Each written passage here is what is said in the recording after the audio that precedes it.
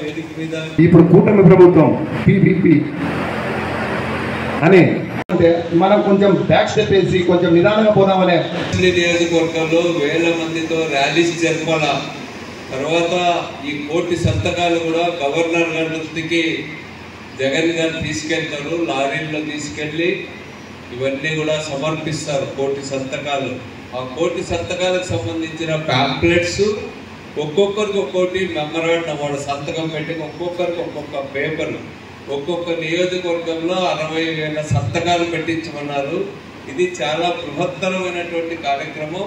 దాదాపు నవంబర్ వరకు కూడా ఇది సమయం కూడా ఇచ్చినారు. అయితే ఈ నియోజకవర్గ ర్యాలీలు మాత్రం ఈ నెలలోనే 28వ తేదీ ఉంటాయి.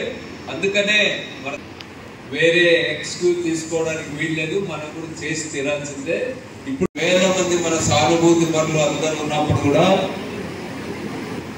ఇక్కడున్న మనమందరం కూడా ఈ నియోజకవర్గానికి సైనికులు లాంటి వాళ్ళము, లేకపోతే సైన్యాధ్యక్షులు లాంటి వాళ్ళము, అత్యంత కీలకమైనటువంటి వాళ్ళు. మీరు సుశిక్షితులైతే ఎవడు మనల్ని జయించలేము. పాతకాలంలో రాజ్యాలు ఈ మాత్రం సైన్యం ఉంటే ఒక రాజ్యాన్నే జయించేవాళ్ళు. ఇప్పుడు అట్లాంటి సైన్యం ఇది. దీనికి తోడు ఇప్పుడు ఇంకా తోడు కాబోతా ఉన్నారు. అందుకనే మీరందరూ కూడా వజ్రభాస్కర్ రెడ్డి గారు ఎంతో అనుభవంతో తన అనుభవాలన్నీ కూడా జోడించి మీకు ఎక్స్ప్లెయిన్ చేస్తాడు. ఇక్కడే ప్రజెంటేషన్ కూడా ఆయన స్వయంగా ఇస్తారు. వేదిక మీద ఉన్నటువంటి వాళ్ళు కూడా అది చూడడానికి అనుకూలమైనటువంటి ప్లేస్ లో కూర్చొని దాన్ని కనీసం చాలాసేపు ఉంటుంది. ఇది మన భాస్కర్ రెడ్డి గారు తెలియజేస్తా ఉన్నాం. ఎందుకు చెప్తా ఉన్నామంటే మన రాష్ట్ర చరిత్రలోనే కాదు, దేశ చరిత్రలోనే ఇంత తక్కువ కాలంలో ఇంత వ్యతిరేకత వచ్చిందంటే అది ఒక చంద్రబాబు నాయుడుకి మాత్రమే అని మీకు తెలియజేస్తా ఉన్నా.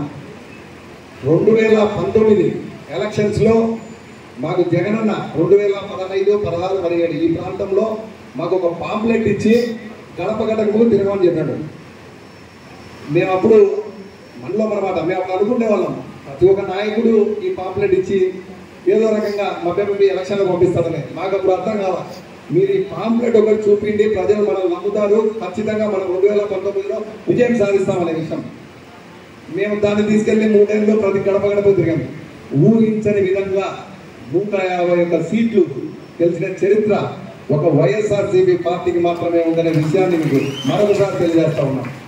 మీరు అనొచ్చు 2024లో మనం ఎందుకు సార్ ఈ పరిస్థితికి వచ్చామని. నేను దాని విషయం కూడా చెప్తా ఉన్నా. ప్రజలకి మనం ఏ మేనిఫెస్టో మన జగనన్న చెప్పినాడో ఆ మేనిఫెస్టోను 100కు 99% మనం హామీలు నెరవేర్చి మనం పోయినామనే ఒక ఉద్దేశంలో మన ప్రజలకు వెళ్ళాం. కాకపోతే కూటమి ప్రభుత్వం లేనిపోని హామీలు, అవి 1,00,000 బడ్జెట్ అయితే 10 లక్షల బడ్జెట్ ఇచ్చి, కానీ ప్రజలు దాన్ని నమ్మి ఒకసారి ఎలాగైనా జగనన్న హామీలు నెరవేర్చినాడు కదా, ఈసారి కూడా వీళ్ళు కూడా ఇలాగే చేస్తారనే ఒక ఉద్దేశంతో పాపం ప్రజల ఆశాజీవులు ఈ విధంగా వెళ్ళి ప్రజలు చాలా ఇబ్బందులు పడి ఈ ముద్దడికి ప్రజలకంతా అర్థమయ్యే విధంగా తెలుగుదేశం ప్రభుత్వం చేసింది. దానికోసం ఈసారి మనం ఎలక్షన్లకు వెళ్ళేటప్పుడు ఎప్పుడు ఎలక్షన్లు వెళ్ళినా మనం అసలు క్యాన్వాస్ చేయాల్సిన అవసరం కాదు. మనం ఖచ్చితంగా క్యాన్వాస్ 100% చేయాలి. కాకపోతే ప్రజలకు వీళ్ళు ఏమేమి మేనిఫెస్టో పెట్టారు, ఏమేమి మనం చెయ్యాలా అనే విషయాన్ని పూర్తిగా వాళ్ళు ఏమేమి చేయలేదనేది మనం ప్రజల్లోకి వెళ్ళి వాళ్ళకందరికీ తెలియజేసి మనం ఈసారి ఇన్ని పథకాలు ప్రవేశపెట్టిన జగనన్నకు మన 11 సీట్లు ఇస్తే ఈసారి జగనన్నకు 175, 175 అంటున్నాడు. అది ఖచ్చితంగా ఈసారి 175 వస్తారనే ఆలోచనలో ఖచ్చితంగా ఉంటుందనే విషయాన్ని మీరు గమనించాలని నేను ఈ సభాముఖంగా తెలియజేస్తూ